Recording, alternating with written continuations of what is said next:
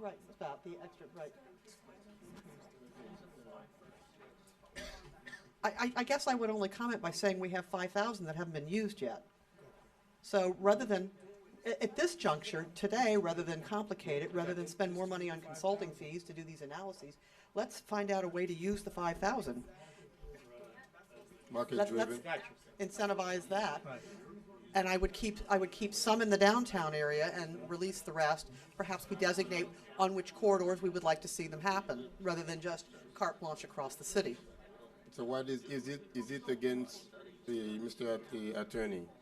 Is it against sunshine law to get an opinion or an idea as to how many members of the commission would be for a allocation or just for leaving it citywide? Is it? Mayor, the former mayor just he gave me an idea, and I'll bring it up to you. He said 1,000 for 7th Avenue, 2,000 for downtown, and 2,000 citywide. How is that? How did that just come out? Those I think numbers? we have to leave it market driven. I'm just throwing it out there, Councilman. I don't, Okay. whatever you think. We're on the same wavelength. I agree with you. Would it, question, would it be something that you guys would explore as far as how the 5,000 would be allocated? Or would we have to then go back to the drawing board and then take a closer look at where we can better utilize the 5,000 units versus us just kind of, as you said, it kind of just putting like a blanket number all over the place? I would suggest this. If it's the will to explore determining where the 5,000 units need to go, what stays in the downtown and what gets dispersed, I would recommend that you send us back as your consultant to look at the major corridors, to see what units should be designated where, to see what kind of land use and zoning we would have to have in place to accommodate those extra units, and bring it back to you, rather than you sitting here kind of blindly Yes. saying here, there, and everywhere.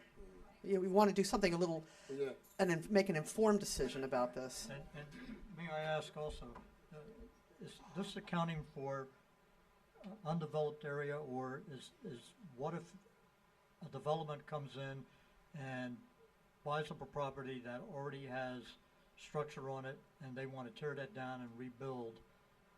How would that play into what would be determined the amount of points that they would get?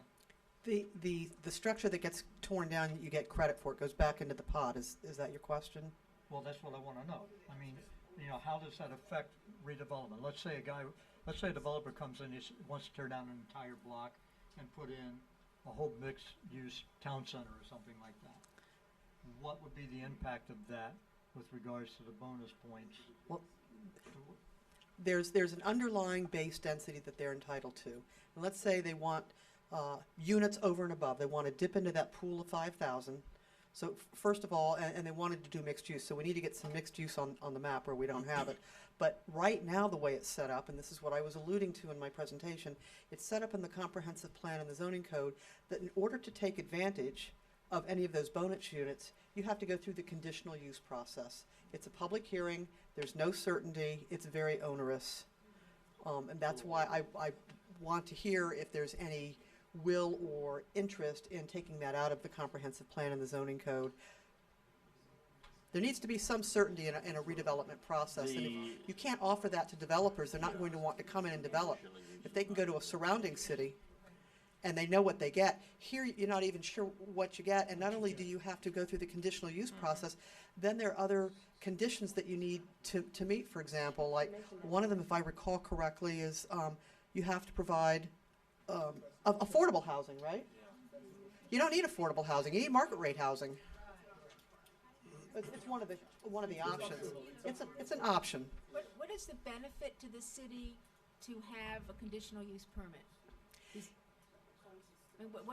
Well, it leaves you in the position of approving or disapproving every development that comes through. But you don't necessarily have to, I'm not suggesting you relinquish that control at all. What I'm suggesting is put some certainty in the process, get rid of the conditional use, add in. You done? add in regulations to ensure that the form, the physical form of development is something that you want, and you would still see every development that comes through, but just there would be certainty in the process. It's very onerous right now. Is that something, cities that have, uniform building now, like you go out to the Doral, they're building it's beautiful what they're building. The mixed use, the heights, it's beautiful, it's uniform, it's not all over the place. Coral Gables, I believe, has that. So, is that a benefit, or do they have, is that part of a conditional use? It doesn't have to be, though. You can include in your zoning regulations aesthetic controls that guide development and provide some framework of the aesthetics and the type of architecture that you're envisioning. That's very common to do, because you do want quality development. It's not just some development, but it's good development. To expand, if I may, the conditional use permit process is onerous for a developer wanting to come in and develop a piece of land or property here in the city. The process as it exists today requires a quasi-judicial hearing before the Planning Commission, and then it requires council approval. So you're looking at about 2-3 months maybe of a process just to get a yes or a no. With no guarantee, that's With correct. no guarantees. That's So, the problem. that's, Okay, so our Solomia project, we have 183 acres. Are they subject to conditional use? they have been, yes. They have been. Yes. So, That's the process that exists But today. They already went through that. And Are they've they- gone through that process, and yes. they're not going through it anymore? They're done with their conditional They're use? done. Well, unless they need to amend the conditional use permit, and it's a substantial amendment. Which So- they may, but now they would be able to do what they want without any conditional use requirement. Yeah, I and, mean, if we do away with it, the fact that they got approved, if there's no more, then, or you can fashion the conditional use requirement for a large project like that. It's only one in the city. So something as massive as that maybe, but for smaller projects, liberalize them, and you can do Well, that. I'm just thinking, what do Yeah. we want?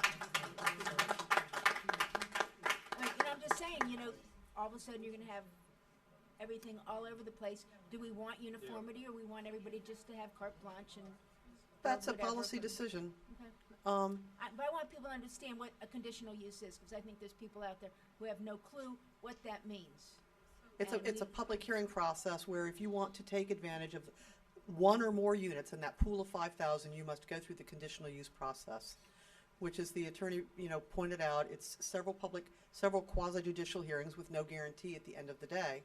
What I'm suggesting is, if you want to encourage redevelopment, or let me put it differently, at least don't discourage it, don't chase it away, at least set up some regulations and policies so you know what you get when I come in. I know what my density is going to be. I know how many units I can get. Not, well, I can get some base density, but if I want more, and I need more to make my project financially feasible, I got to go through this 4-month process, and I don't know if it's going to fly or not, and time is money, and I'll go somewhere else.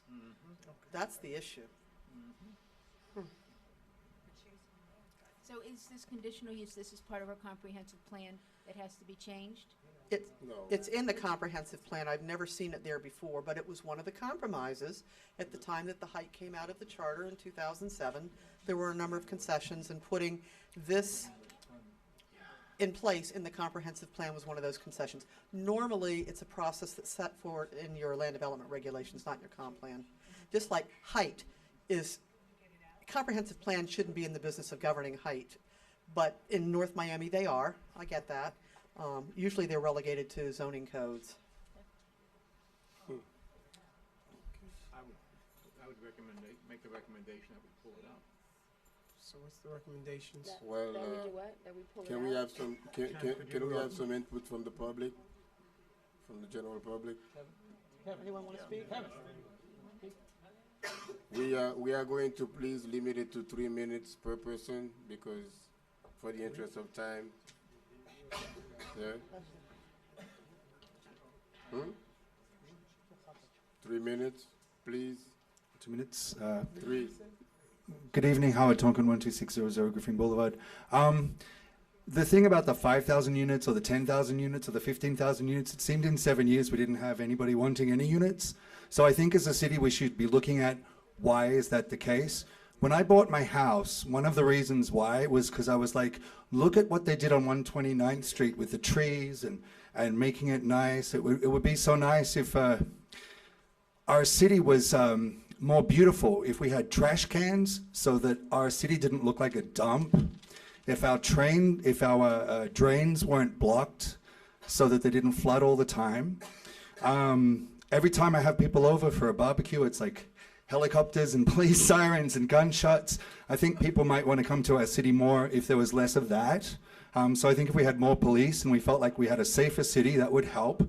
But basically what I'm kind of talking about is this, I really feel like we have a lack of vision in our city, and we say we want restaurants and cafes and we want to develop our city, and we're kind of putting the cart before the horse. And I think the city's responsibility is to make the city appealing and beautiful. And you can do that in really cheap ways.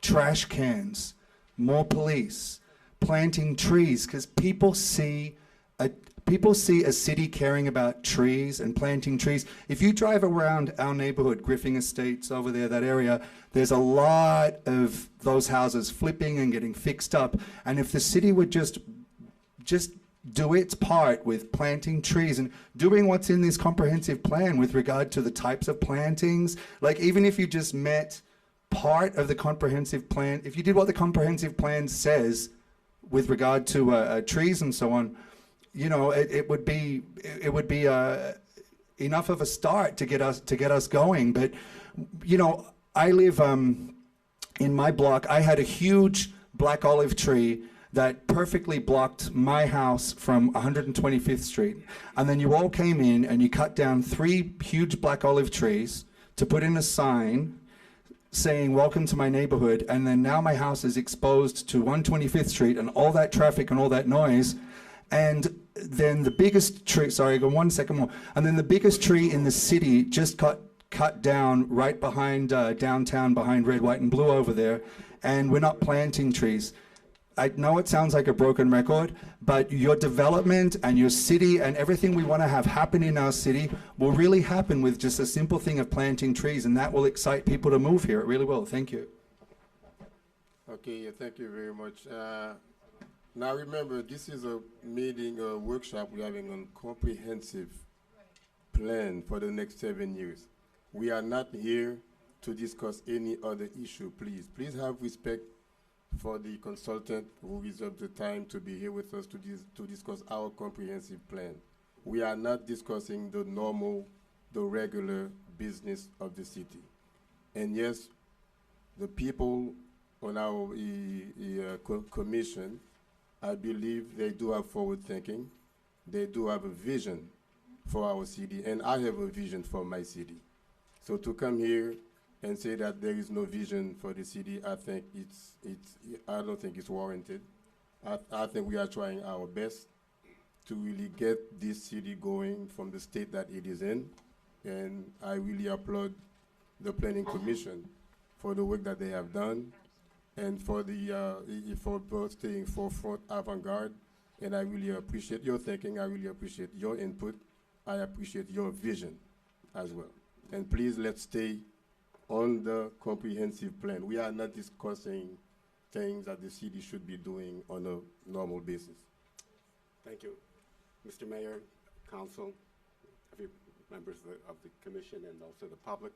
My name is Louis Saprowski. I'm an attorney. I'm not a resident of this town. My office is on Miami Gardens Drive in North Miami. And I do represent a developer very interested in coming to this town. That's why I'm here tonight, to get a sense of the direction that the town is interested in taking. I'm very heartened to see that it's going to be pro-development. It's very refreshing. I do want to comment on the question at hand, which is the idea of this conditional use that we have to go through. Just speaking as a developer's attorney point of view, I agree with the consultant. Adding even 3-4 months of uncertainty is difficult. Even when you go into a contract, the seller doesn't know if he has a deal for 4 months, and so and the buyer doesn't know really what to offer, or it adds an element of uncertainty to the contract that people don't even want to get involved with. From our point of view, we don't like to ask for favors. We like to know what we're entitled to, what we can get without asking the city for favors and going through any rigmarole, and have the certainty to know that this is, if we come in with a plan according to the zoning code, then it's going to, and it gets approved, then we don't have to ask for anything, and it's just a shortcut. And as was said, time is money. So I'm very much in favor of the idea of getting rid of these mechanical kind of, these unnecessary impediments to development. As was mentioned, the zoning code can take care of a lot of these issues that you don't really need the certificate of the conditional use. The zoning code can tell you how high, et cetera, and give you the aesthetic guidelines that are necessary. And so that is my comment, and I see that the architect I'm here with tonight, Marcus Frankel, is ready to speak as well. So I thank you very much for your time. Thank you for listening to me. Thank you. Good luck. Yeah, my name's Marcus Frankel. I'm an architect, and I'm located in Bay Harbor Island, and I represent the same developers that Louis Saprosky was just talking about. And we came here to learn, and we're very much encouraged by the energy here about the idea of your comprehensive plan changes and incorporating the overlay district into the site that we're studying right now. Because our developers, they want to move on this. It's not a cheap piece of property. It's about 2 acres. It's at the corner of northeast 124th Street and Northeast 10th Avenue, across from the Villa Maria Nursing Home on the west side of 10th Avenue. And it spans from 124th to 123rd. And presently it's zone C3, is that right, Tanya? I believe it's zone, well, it's a commercial zoning, but our aspirations are to do an affordable housing project and some retail as well, and some recreation. Affordable housing of approximately 90 units an acre, which I believe would be per your zoning ordinance if your overlay comes into our district, and your overlay ends, I believe, at 125th Street. We need it to come to 123rd Street. With that zoning in place, we would then do approximately 175 affordable housing units, possibly another component as an ALF, if possible, and some retail, parking, and some recreation, outdoor recreation space for the affordable housing.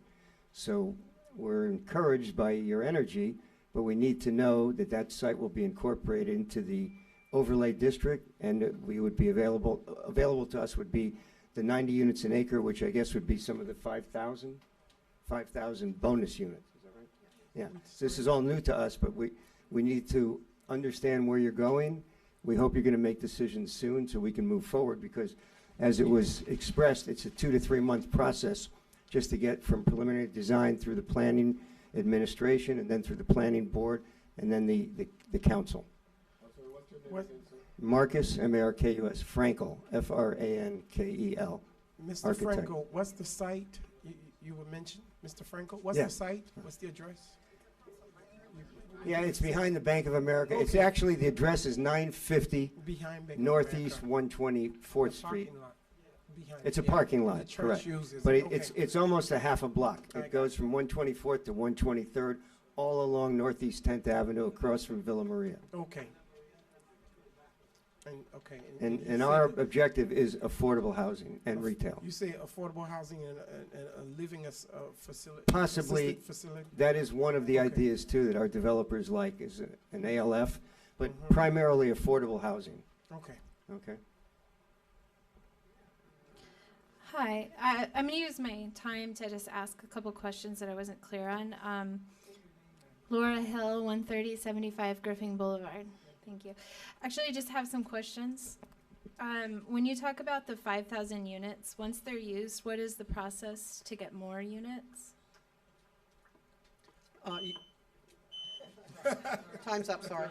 I only got one question. We would have to amend the comprehensive plan and put more units in, more recommended units, and then do the analysis to demonstrate no net impact, send it off to the state. What So does- it's a comprehensive plan amendment. Right. Is that a long and difficult process?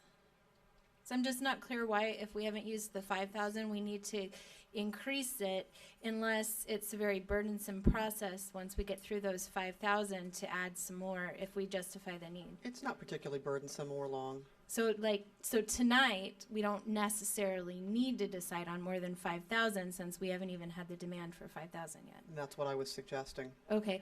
My next question is, you were speaking about how other jurisdictions do not have this in their comprehensive plan. Can you tell us about successful cities and how they have managed to attract development without having it be just a free-for-all? I mean, you guys do this for a living, so I'm sure you've seen successful examples. Yes, we have. Well, let me put it like this. You can write comprehensive plans and zoning codes, and I've heard consultants get up and say, it's the book of yes, we'll write it like this and they're going to line up. It's not the case at all. But all you can do, the best you can do is set the stage to not disincentivize a developer to come in, to make it, provide certainty in the process, provide some incentives, and create a business-friendly atmosphere. In terms of economic development, and many cities have economic development coordinators. I don't know, yes, the city of North Miami. We've been doing a lot of work recently to answer your question for the city of Dania Beach in Broward County, and they have a community redevelopment area there. We wrote that plan back in about 2007 or 2008, as a matter of fact, and they've been very successful in attracting an awful lot of development. Just recently, as a matter of fact, and I would have to say that it's not just some assets that they offer, because the city of Dania Beach happens to be by Port Everglades and the Hollywood, the airport, so they have that going for them. But they have actually set up the regulations and processes so that there's again certainty in the process, and it's inviting for people to come in and develop. And yet at the same time, the city can maintain the direction that they wanted to go. It's not a situation that people have spoke about, that you have, random, inconsistent development. Oh no, not at all. And in fact, right. So if they're doing something really well, what would dissuade us from trying to look at that and bring it to North Miami? Just a point. Just saying. So my last question I have is, I know that we have a really old infrastructure as far as a lot of our drainage and water issue. Do we actually, how much more than the 5,000 units do you really think we can take without a major, capital improvement? I'm not sure of the infrastructure, because I know there's already a lot of areas that are not, that are very stressed on our mostly our drainage. Right, and I standing here right now can't respond to that question. I don't know. Perhaps the city manager may know. It may warrant a further analysis and studying. Okay, thank you. I know we have more issues to discuss on the complaint. Does the planning commission have anything to add? Not at this point. We've made the core arguments that we need to have mixed use in all of our commercial corridors. We need to remove the disability of the parking garage. We need to seriously consider. What about the parking garage? Remove the disability of the parking garage. What happens is, if you're allowed 10 stories and you need 4 of it for your garage, you've really only got 6 stories to market. The parking garage should not count against building height. And the parking garage should be allowed to be built under the buildings rather than as a separate freestanding structure. And a lot of that can be, if I could follow up, Kevin, a lot of that can be integrated into the design so that it would actually encircle the building or go underneath it, but not become an ancillary part. In other words, it's not gonna take up extra land. It'll be able to encompass the land that it has and actually, not have a large footprint. That's something that we looked at very closely. We don't want something that's going to be big box-like, overpowering of the property, but allow it to insensitize them to wanting to add greenery to it, and also give them the chance to put in, like Kevin said, a 5-story garage and then 10 stories above that for their office space or their mixed use. One of the issues that we've looked at, we talked about aesthetics. You probably heard this planning commission over the last 2 years, and before that even, raise the issues time and again of not having an architectural design and review board. The aesthetics in this city are weak. By every standard of measurement. We look at Coral Gables and we look at other beautiful communities, and they have elevated aesthetics to a fine art, and they've made it work. We can't seem to get there. Now, if we have to do it through the zoning code, we do it through the zoning code, but we need to get the aesthetics upgraded significantly. The Architectural Design and Review Board is one way to push it. And let them recommend changes if necessary, because we clearly need to have a higher standard for our buildings. We're a city of tacky boxes now, and we need to change that significantly. Yeah, I've discussed that with a few citizens, and I mean, it seems to be a unanimous subject, you know, at this point, and I even suggested if that could be one task that could be incorporated in the purview of your commission. And I don't know if it's something that the city, my colleagues would agree, and or whether we really want to create a new commission just for that. I don't know. I'm sure other cities do have it, but if it's something that we could contemplate incorporating into, you know, part of the CE Planning Commission. I don't know. We out of the sunshine now. I think it's something we would have to look at, and I think that the qualification, there would have to be qualifications. I mean, I just don't want to put in 7 people and have them have control of what our developers are doing. It's all personal. There'd have to be a lot of requirements and, expertise. Architectural design. Well, you know, we have to make sure that the people are qualified to make these decisions, and we are talking multi-million-dollar decisions, and you get a group of people and they don't like the project. Yeah, but right now, Our developers, you no one talk to about make a conditional decision. use, that's another hurdle. Now they have to pass another board of citizens who may or may not even have the expertise to make that decision. That's something I would not want to put on my developers. Are you, Mr. Mayor? I know when I look at an ugly building. I know when I see a gorgeous building like you and Councilman Decima. I mean, we know, this commission knows when we look at something that is not attractive. And we've been hammering developers that come before us and bring us the most mundane, ugly things that we have ever seen. We know. You know, I don't have a degree in architecture, but I certainly can plan a building. You know, I mean, what the heck? I mean, I know what an ugly building looks like, and I know what a good-looking building looks like. I mean, we're not, you know, so as far as, there's certain qualifications for that design review board, I believe, that Miami Beach has, correct me if I'm wrong, but I think we should have something. Beauty is in the eye of the beholder. So That's if we're true. not going to have a conditional use, what you may think is ugly, someone else may think is beautiful. That's correct, that's absolutely And I don't correct, think we should impose, Councilwoman. I I don't think we should impose agree your with you. opinion on something that somebody else wants to do. I agree with you 100%. The beauty is in the eye of the beholder, and I think I got a pretty good eye. Thank you.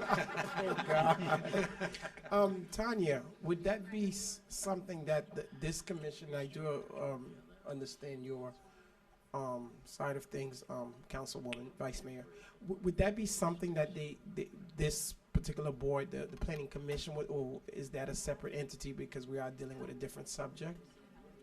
I will say it's not typical to have a design review board function be assigned to an LPA.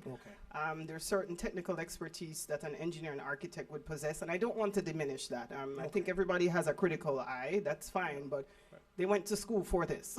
So we can't diminish the work that's required. If you want quality, then I would say you need to put the expertise together for review. That's just my recommendation. Go ahead, sir. No, go ahead. My next question, Tanya, I'm sorry, please don't sit. But with the whole Have board you seen any cities, or are there any cities that have a separate board or commission? Absolutely, it's quite popular. City of Miramar, Coral Gables, Coral Springs.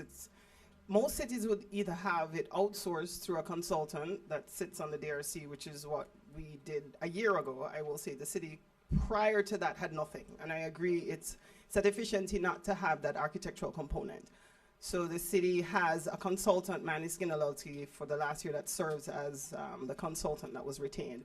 Or if that's not the course that's pursued, then the option would be to have a standalone architectural review board, which would have 3 or 4 members, and they would be the critical eye to provide peer review. And the importance of that, it's not just an eye to appreciate or admire beauty, but you want to make sure that it's structurally feasible. The things that you're asking for are buildable and that it's affordable, because you could ask for the Taj Mahal, but you kill the project because it's too expensive. So Okay, thank that's you. just an added. My last question to the commission: have you conveyed those recommendations yet to the consultant Yeah. prior to being here tonight? Most of it we did convey to them last meeting. The recommendations have been in the minutes of our meetings over the last 2 years. They just fall on deaf ears. Question. Okay. I have a question for Tanya. Yeah. Hi. With those 2 to 3 people, or however many people that make up that board, are all of them architects, or do they all fall in some category that has to do with the aesthetically pleasing part of the building process of? It's typically architecture engineering is the background that's required for that board. And then there are members appointed by your city council, just as you would appoint members to the planning commission. So it's basically an array of people that make up the board, but the core deciding members would be architects and things of that nature. Correct. Okay. Correct. And And with to the- with tie all the due planning respect- commission's function, I'm sorry, Mr. Ernst, to tie the planning commission's function so they still have a part in the process, you have several architects and engineers, I believe, that sit on your board. So it's quite possible to have like a designee from your planning commission that speaks to the board, and that way they could convey conversations from your meetings. So that's an option that you could explore. Yeah, okay, thank you. Now, moving forward, how do we, I'm not saying, how do we try to incorporate, how do we filter it out, whatever it is that we discuss tonight, whatever recommendations we hear, be it from the citizens and from the commission?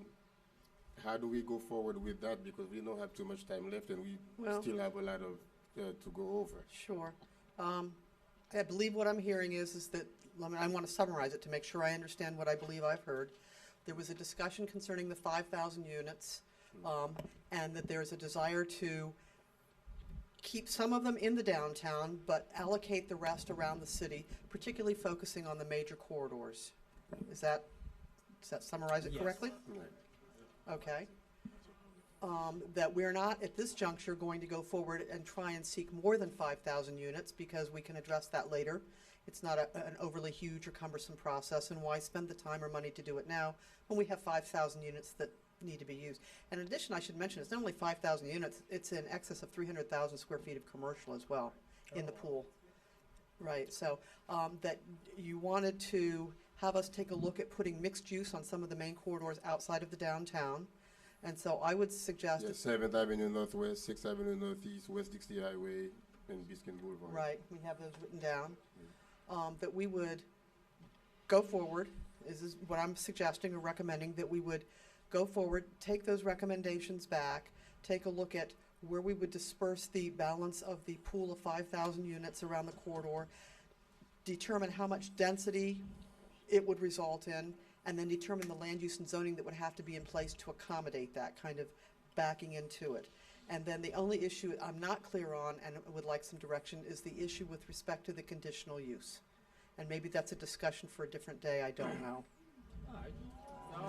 Or maybe it's not a discussion It's for a for- different day, maybe it's tonight's discussion. It's for a different day, right? And I would come back with a recommendation, obviously, I'm not making any changes, but it would be a recommendation on how to address it to ensure you get quality development, that you still maintain some control, but you can inject some certainty in the process for developers. Sounds good. Okay, also, Mr. Seyfried, we mentioned the possibility of taking the parking outside of not being part of the building height. The Remove the ti- disability for the garage. Yeah. Right, okay. right, and that's a simple thing to do, that's a very simple thing to address. But again, Mr. Mayor and to the council, again, I think it's imperative that before we end this discussion with this section of the comp plan, that we indeed get some sort of message put into text form regarding the height and what we discussed. Right now, the numbers exist in that, in the ERA, the report that we disagree with, and that hasn't been resolved. We haven't come up with any change in the text form as to how we want to address this height issue. What are the recommendations from the commission as far as the height is concerned? As far as I'm concerned, we need to not restrict it to the numbers that we have there. And Biscayne corridor, I personally find the 55 foot limit unacceptable, and that really needs to be addressed along that corridor. And then we have to look at the possibilities of not putting any kind of restrictive number on there with regards to height, because 30 stories may equal 300 feet, or 30 stories could equal 280 feet, depending on the developer. Most stories are usually 10 feet, so you're talking maybe 300 feet for a 30-story building, or you're talking 200 feet for a 200-foot building. And again, some residential units have been able to be built with a 9-foot height per floor. So that would in fact, we have to come up with language that either addresses stories or addresses feet. That's where we need, and we need to get this in text form if this is going to be The way it is now, Biscayne is 55. I believe downtown is 110, right? With a bonus. 110. 150. 150, which is equivalent to 15 feet. Okay. And that being, if somebody wanted to put 5-story garage up, then he would only have 10 feet of floor for office use, which means that he would still be limited if he wanted to put a 15-story office building in there, not counting the parking. So those are the items that we need to seriously get in some sort of text form that doesn't exist in this report as it exists right now. Yeah, Mr. Mayor, if I may, I think there's certain areas of the city, which I brought up before, west of Biscayne to the tracks, that maybe we want to change the zoning. We should be looking at that and saying, hey, this is something that we should be doing. Some of those houses, apartment, low rises should be gone.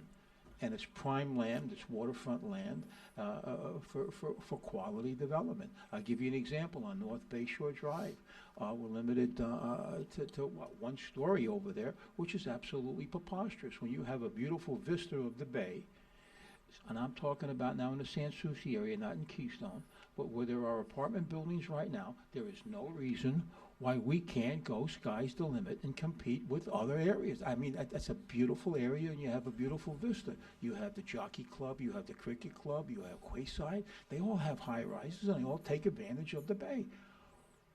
What is stopping us from developing it? That is areas like that, Northwest 7th Avenue. We should be looking at that now to change it, to go 30 stories. And I think we should have to look at the zoning change. Also, there are pockets around the city which are low rises, 2-3 stories, which honestly a developer should come in, knock them down, and build some quality housing. We're talking about affordable housing. There's some ideal areas. And to just pull it out of the air right now tonight, I think I can drive around the city with the planners and the consultant and point out different areas and say, hey, this is what we should be doing. And this is what we were asking. This is the meat and the potatoes of changing your city. This is what we want to get a hold of, and I think that has to be in there. And there's another thing in there that we talked about, our economic consultant. One of the things that I've seen done in other cities is we offer tax abatements. We bring in a beautiful project. We give a 10-year tax abatement. And also the city manager brought up, when we do a big project, the developers pay for the infrastructure. Right.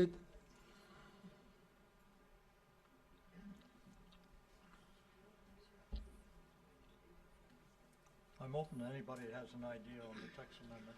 Well, I have an idea. If we're talking about looking at the pool of 5,000 and reallocating some of them along other corridors and kind of backing into the density it will yield, I think that will give an indication of height.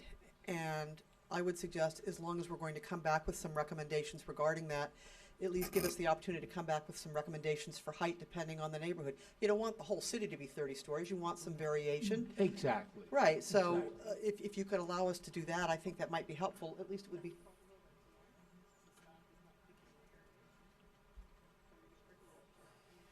All right. And one thing we have to remember, just if this complaint is going to be adopted by next year, right? By the beginning, is it beginning of next year? By December of 2015. Yeah. Your comp plan will be adopted. So I don't think, just if it goes through that we approve certain heights, like let's say we approve 20, 25, 30 story, it's not going to happen over like 6 months, a year, and all of a sudden you're going to see 20-story buildings, being erected. It's just a plan. People are just, it's still going to take time before you see it happen. But you just have to have it there. We have to have it. If you don't have it, it certainly will never happen. That's exactly right, Mayor. You And hit it right. if you do have it, then people know it's there. There is a possibility You hit it that right on they the can head. come You and hit look it at North right on Miami. the nose. Right on the Totally agree with you, Mr. Mayor. We Mr. have Mayor, to if- raise the heights on Like 7th I have Avenue. a car in my garage. I only drive it. It's there. I know that I can drive it anytime, but I don't drive it every day. We need to raise the heights on 7th Avenue, or we'll be backing ourselves into a corner where the 7th Avenue Motel will get an award for their business volume from the Chamber of Commerce. And that's really not what we intended to do. So, you see,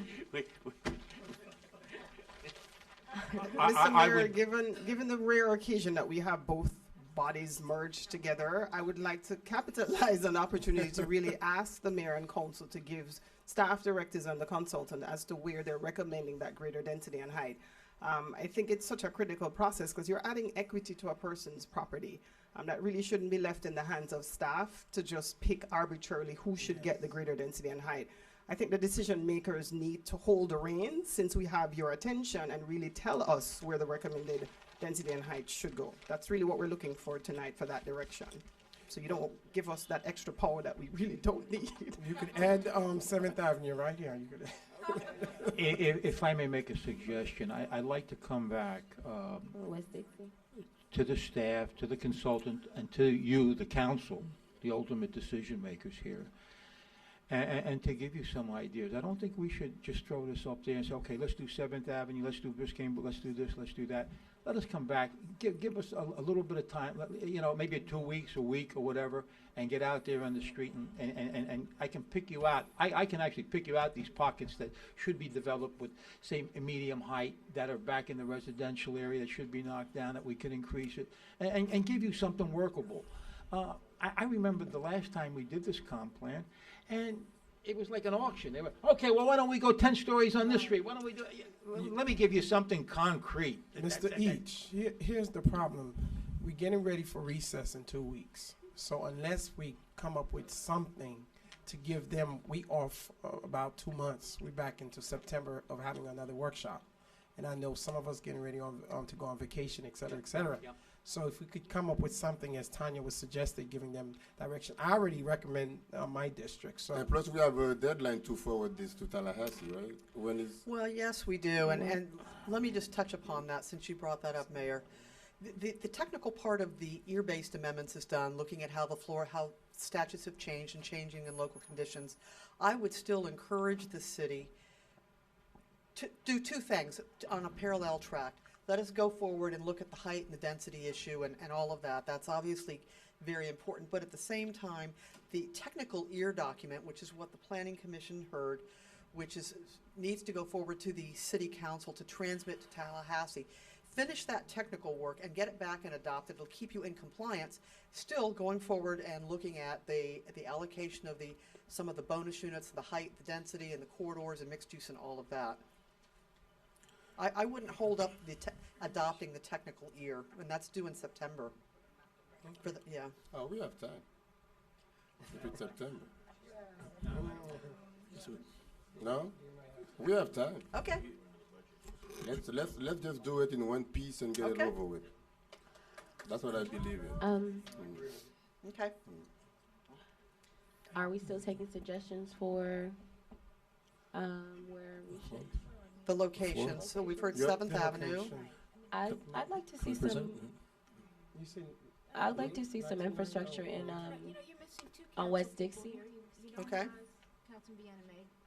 Scott was here. He left. Calvin was just here. We're not voting on anything. No, we're not. But yeah, but they can make recommendations. Ms. Belay, Okay, I just go ahead, Ms. Belay. okay. Maybe I should assert myself. I would like to see some infrastructure on West Dixie. Okay. From about 135th-ish. I'd say 126-ish to about 138, 140, somewhere in that area.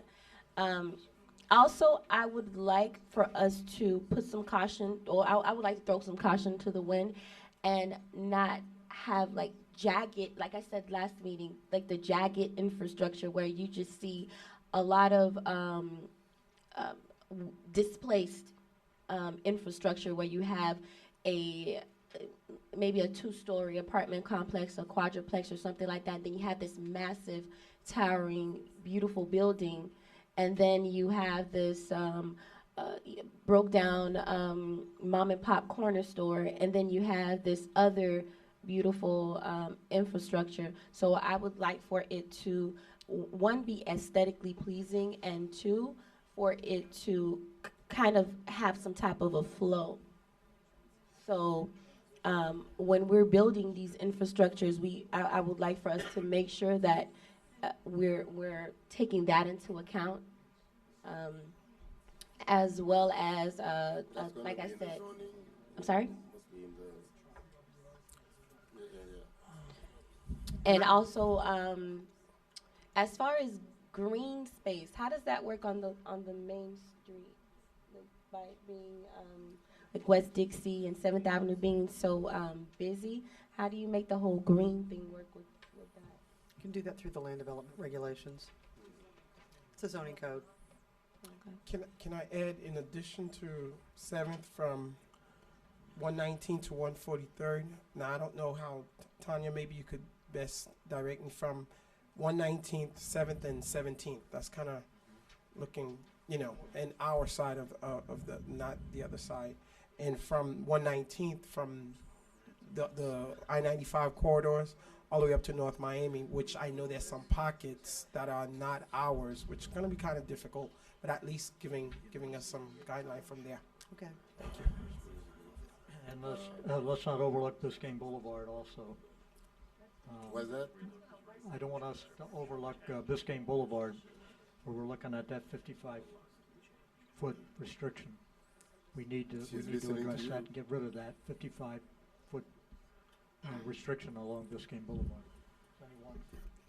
Yeah, I think with the consultant, I think once, correct me if I'm wrong, once you go back and you look at, you do your additional studies and see which areas are most warranted in terms of the height, that right there will take care of all the height restrictions, period, across the I board. should address in it. the major corridors. Correct. And it'll be a recommendation we bring back, obviously, for your consideration, and Confirmation. then the council's consideration. And so, I guess, some of the other corridors, I think is already mentioned, from 7th Ave, north-south, our boundary limits. 119th, east-west, from 10th to 7th Ave. West Dixie, from our northern and southern boundary limits, all the way from, 121st Terrace around there to 143rd. And Biscayne, all the way from 121st to the northern limits, Okay. after the North Miami Beach cutoff. What are your thoughts on 125th again? 125th, 120, where that becomes 123rd, further down. Well, that's already high density in our downtown area. It's already What about from the railroad track to Biscayne and past Biscayne, on the railroad track. east of Biscayne? Oh, What were your recommendations there? I mean, all that should be mixed use. It should all be mixed use, really, because once once the railroad station comes, I think, and we actually have more definitive plans as a city, we'll be able to see how that's all gonna interlink. But there's no reason why, once you enter, on 125th on 6th Ave, you get all the way to the railroad tracks, all the way to, maybe even all the way to Biscayne. I mean, is that something that everyone else would Yes. agree with? Yeah, I agree with that. I agree. Cause it's a state road, there's, a lot of stuff is not really gonna change much, but it's a really high, it's a high, traffic area. I mean, How do you the see, traffic. how do you see all the way to the bay 20 years from now? All the way to the causeway? What's the question? What's your question? How do you see it 20 years from now? 20 years? There's, I'll be honest, there's really nothing that would prevent us from making that whole corridor mixed use. I mean, mixed use, what it allows is a lot of flexibility for anyone who's in land development. It allows a lot of flexibility to any developer to come to us as a city and say, okay, this is what we think we want to put here. And the beauty of the mixed use is that it could be mostly residential area or a residential project, or it could just be it could be mostly retail. It allows the flexibility that all of us are talking about right now. I can see some coffee houses being there, some lofts, maybe some a nice little bistros and things of that nature being there. I know I've visited several cities where they've had those that same setup near their railroad station, and most people who wouldn't normally frequent that area normally goes into those areas because of those things and because it's aesthetically pleasing. I've also seen where people who would have family members that are in town, they would go and visit these particular areas because of all of the amenities and things like that that it has to offer. So I could see that being a focal point for us to develop within the next several years. Mr. Mayor, if I may, I would look at, if I can propose, I would look at everything west of Biscayne Boulevard, from 135th down to about 122nd Street, and go, if that's where our transportation hub is going to be, I'm talking about Venice Lane, Venice Park Drive, all the way over to the tracks as it goes north and south. Look at putting high rises in there. This is going to be an important step for the city. A transportation hub, and out of that transportation hub, we build beautiful buildings over there. We can really rejuvenate the city. Another area I would like you to look at would be North Bay Shore, south of 123rd Street, that property over there on the bay. There's apartments there right now that I'd like to see you take a look at. And those are glamorous areas where we could go 30 stories. There's 3 or 4 apartment buildings right there. Another area that I like to look at, to go high in density, could be north of Exora, east of the boulevard.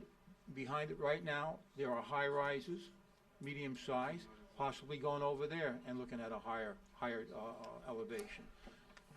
Okay? No, not Keystone, not San Souci, just North Bay Shore Drive. It only goes down from 123rd Street. I forget that, to about 121st Road or something like that. There's apartments there now. The people that live there cannot, they don't see the bay anyway that are in the residential. So you have apartments there now. Why not incentivize it and get something up there that's glamorous? Tanya, can you please add the property, our property adjacent to Pepper Park, that little piece from the cemetery? Well, from Miami-Dade County. You know which one, right? The church that's directly from Pepper Park. Okay. Is that already- It's like a floating island almost Yes, outside yes. of the city. Yes. Okay. And what are you proposing there? No, whatever the zoning, whatever the requirement is, I think it should be a mixed use. Okay, but because there's now no it's problem. R2, so Yes. you're proposing like a PD. Yes. Mr. Privatel? Yes, thank you, Mr. Mayor. I'd very much like to thank you, the council people who are up here participating, and our my dear friends on the Planning Commission for attending tonight. This is a very important subject, and I'm so happy to see that so many people are giving their best efforts. For our new councilman, possibly for some people in the audience, my background is a registered architect, master's in urban design. I'm a property owner, traveled 60 countries to 200 plus cities around the world. Have a pretty good grasp of this and development. My minor was in, my graduate minor was in finance and development. Unfortunately, I see a lot of people with a lot of good effort really giving their all, and I just see it as like throwing darts in the dark. We really haven't said, what is it? Why are people going to come here? I don't care if it's 1,000 stories across the city. Why are they going to come to any location here? What makes a place and a destination, makes it desirable? When you look at the history of cities, whether it's Benevolo or Mumford or Bacon, you look at the history of cities, basically they start on the waterfront as ports and such. And then they work their way inland to the rivers. They work their way further inland to where the caravan routes crossed. As time went on, they were where the railroad junctions were. And these days, it starts to be where the parks and things are. And we propose something that we'd like to see, just because we see this absolute eyesore in certain avenues and certain areas we'd like to change. We'd like to say, oh, because we increase the heights that all of a sudden it's going to change. That's not the way it works. The economics still aren't there. The incentive still isn't there. Are we going to say that a certain stretch along Dixie Highway, all of a sudden, because we increase the heights, that all of a sudden somebody's going to put this luxury high-rise condominium there to overlook what? The enterprise and the car repair places and the storage houses. Are they, we have to put this into, it has to be reality-based, has to be put in perspective to what makes things successful and where it works. If I may, I've put together something that is, and I'm not even so sure at this point, even what I'm going to mention even has the validity, because I don't have a lot of faith overall. I think we may need to say at the end of this, wow, we don't have anybody really interested at all. We don't have any carrots. We don't really have any sticks. Maybe we need to say, please, it's open run, and if somebody wants to come in and do something imaginative wherever it is, you can have almost free reign, and we'll see what happens. But the numbers don't work. What I proposed, and I'd like to ask the Planning Commission to accept, adopt, and promote, and I'd like to ask the Council to accept that as well, are 12 proposals. The first 3 we've discussed at length with the Planning Commission. It is something to stop us from declining. One is that the parking garages do not count against heights across the city. The next is that if you have an existing building with a certain density, that you can rebuild that same density. Don't take a 50-story or 50-unit apartment building and say you can only rebuild it at 10. You're not promoting the process. If it's 50 units to exist, then make it 75, and you're allowed to do that, and we'll be able to renew our city. In addition to that, I'd like to go back to the Melbourne Plan from before 2007, before it was politically obliterated. Those 3 points have been discussed at length. I have 4 points in the middle that discuss other opportunities, but I'll skip ahead.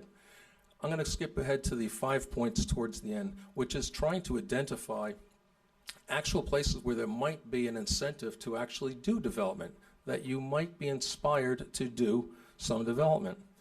And I'll start on the most obvious, I think, which has been neglected on this map, which is the far east side along North Bay Shore Drive, just south of where the causeway is, where you have existing multifamily units, and yet there's no call. The most obvious developable land in the city, yet there's no call at all for that to be developed or developable. Whether the people there want to do that or not, it would, if it was designated, would be able to increase the value, increase the hope in this city, and inspire something. So that area is just so obvious, yet it's so neglected. It's kind of bizarre. And now I can speak candidly about that, since I'm no longer on the board, that I promote that area. Next, as we travel further west, we have a situation. I'll call it a situation, because unless we make an opportunity, it will be a situation where we cross the rail tracks and we're going to have a train station. If we're going to have a train station, let us dictate how, where, when, and why that happens. Maybe not when, but how it happens. Let's call out where it is in relationship to our city. Where do we want parking and access and the roadways? What development we want around it? It's an opportunity to make this a gateway to the downtown area. We can create a park at that juncture where the tracks and 123rd Street become 125th Street. We can branch off so 123rd 123rd Street becomes part of our bypass system. So you have 125th going westbound, 123rd Street going eastbound. As you work your way into the city, we can have the downtown area. I've seen the, I wasn't invited to the presentation, did not receive notice, but I did get to see what was produced at the, for downtown. There are many chances to improve on what's being proposed. We have basically existing conditions, and we take the existing parking lots and we just throw more buildings on it. We can do better. We deserve better. We can double the size of Mocha Park. We don't need to reconfigure this city hall when in fact, and have another city building when in fact we can have a new city hall and not disturb the functioning of this and not to make it inconvenient for everybody in terms of where and how they go through parking lots. There's a much more logical, much more rational, much more fruitful plan if I get a chance to describe that later on. But the path that we're going is just more congestion. As we head further west, the 123rd Street crosses a canal. There's a park to the north. There's a sort of underutilized Elks Club to the south. That's an opportunity. That could be another gateway, the western gateway to the downtown. That could be increased park space. It could continue on. There could be access to the canal, and it could increase downward towards Griffin Park. There could be a juncture there. It could be something, a real destination, and it'll inspire that neighborhood. As we go further west to the westernmost extreme of the city, we have Pepper Park. Here it is, a large tract of land that really could, like a Central Park or other parks around Europe, we could inspire high-rise buildings there. It gives you a reason to be there. There are facilities, it would have views, there are even cemeteries around there that don't obstruct the views. There's so much could be done in that. So these 5 points I'm proposing as starting points. But again, rather than, that's because I thought the infrastructure wouldn't sustain throughout. The more I hear, I realize we have limited infrastructure, but it's not the infrastructure. It's really, we have limited incentive. There's limited opportunity here. We need to get someone to get inspired to take something by hand and do this. And I think it's come to the point after we've spotted all over the area here, we've sort of washed all about the city, to almost say, hey, let's accept anybody doing, propose something to us and let's go for it, because we can go another 7 years and we'll probably see very little. From the consultant, I mean, you've made your point. Thank you. Pretty much. Thank you. No, I think we have direction, Mayor. There's just one clarification that I would like, that we would like, and that is regarding the reverse osmosis plan. Is there a consensus to put it back in the capital improvement plan? That's a yes. I don't know if there is a consensus, but I'm not against it. Does it have to be proven that it can be funded prior to sending it off to the state? I mean, that's a big discussion. I'm not against it, but I think we need more direction from staff before we put a $50 million project into our comp plan. Well, you have to demonstrate that you can fund it. Exactly. And that's just the issue. We need to put it into the capital improvement plan, and then ascertain whether or not it's feasible to fund. Yeah. And that's going to require. I don't think we have an answer for that tonight. It's, Okay. it's a large enough project. That's huge. It's something that I believe you're open to at the time that we draft the new CIP. Okay. Right. All right, I think that as your consultant, I feel that we have direction on what it is you would like. Yes. We will go forth and do that and come back. We did not mention Northeast 6th Avenue. Brought up to us. We don't want to forget got it. 6th Avenue. You got it? Great. She did.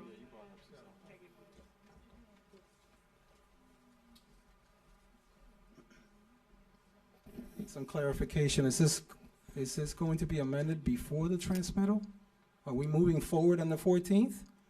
My understanding, what I heard tonight is that it's going to be amended before it gets transmitted. It's going to happen all at once. That's what I heard. So, and when is the transmittal expected? Because this item is on for the very next city council meeting. It's on the 14th. Well, it won't happen by then. That's what I want. We I want don't- them to know that. We don't meet till August 25th after that. The second meeting in August. Yeah, we can do it by August. You'll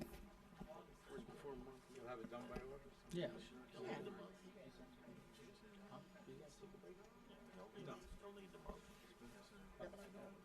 Did you get the recommendations for the 123rd going all the way to the causeway? Yes.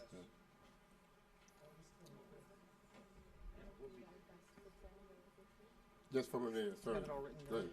Thank you, sir.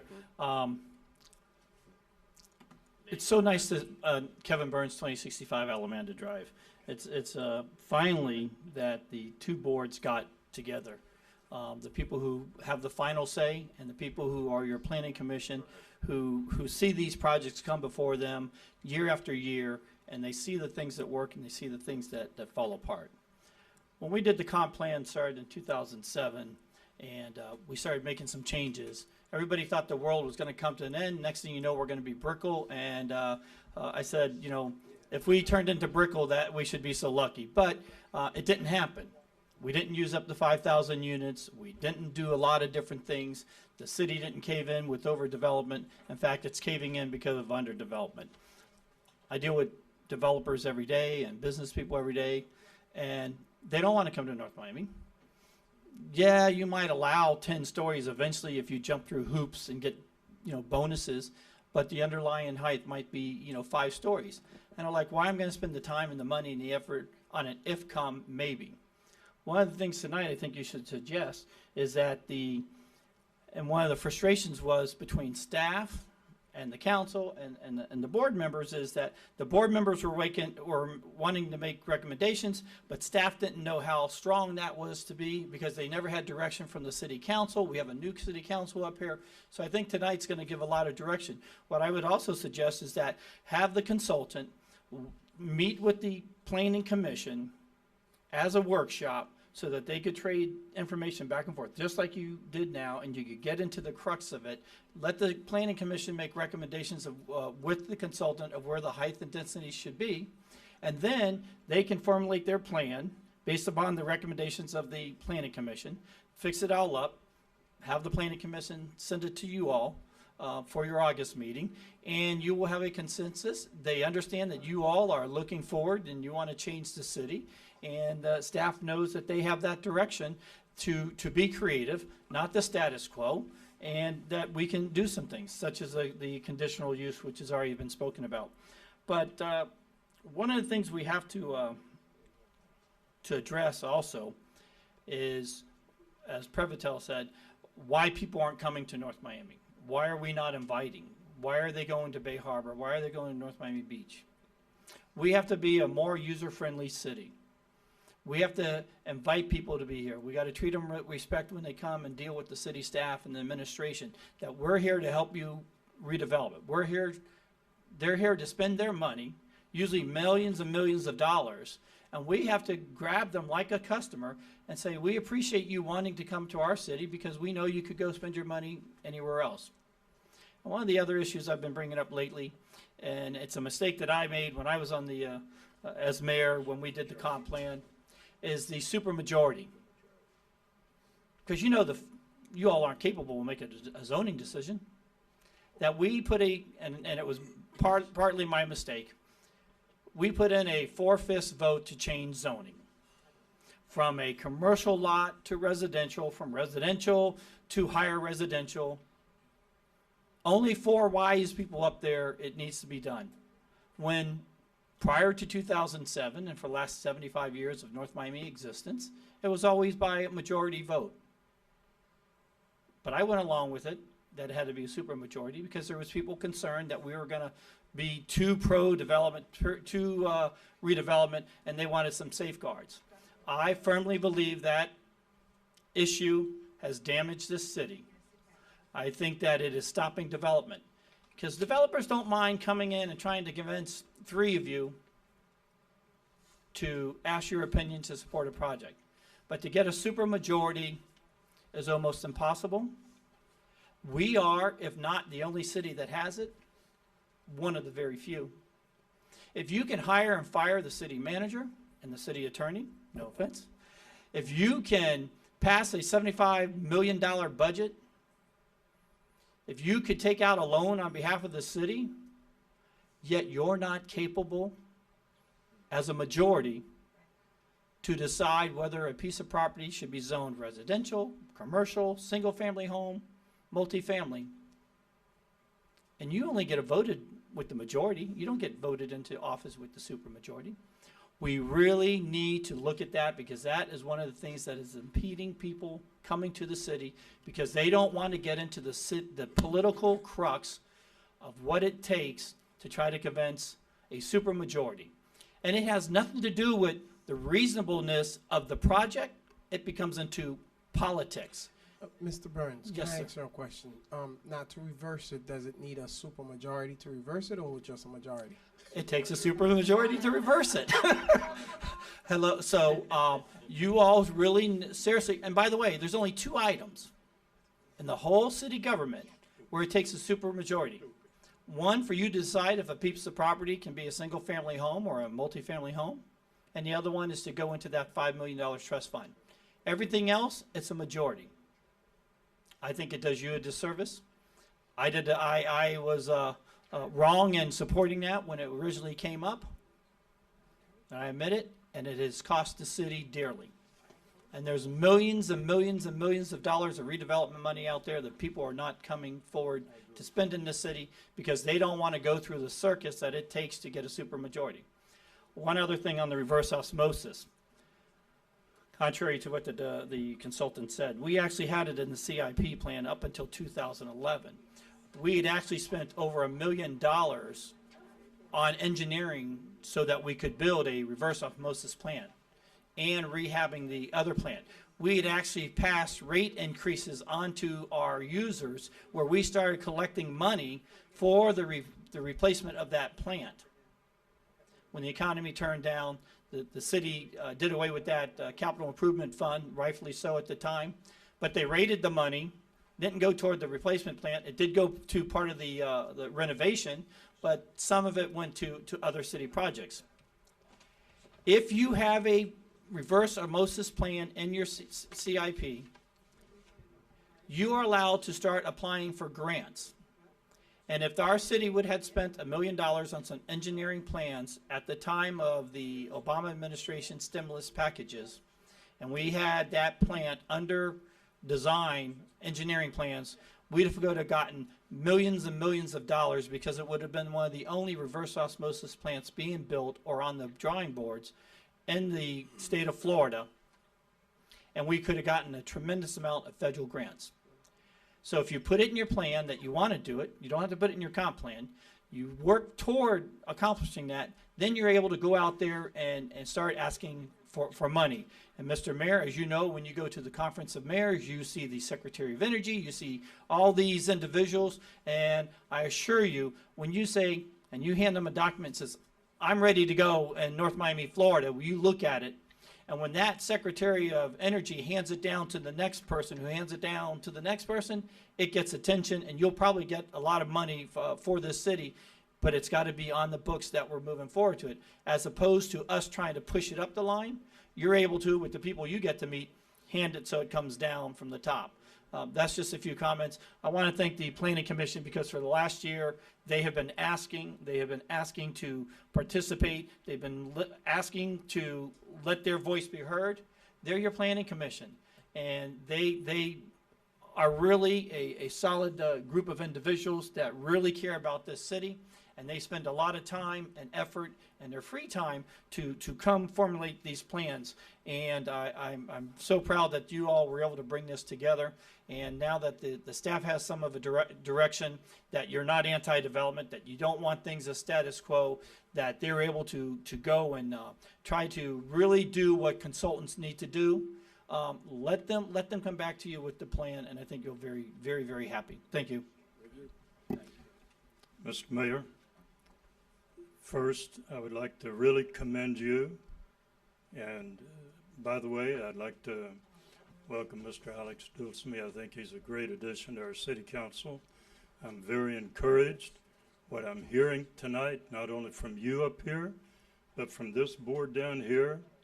And as probably one of the oldest living ex-mayors of this city, I am truly encouraged to see a vision being, I mean, I see such sincerity here tonight on that council, on this board here, and from the audience out here. I'm really excited about that.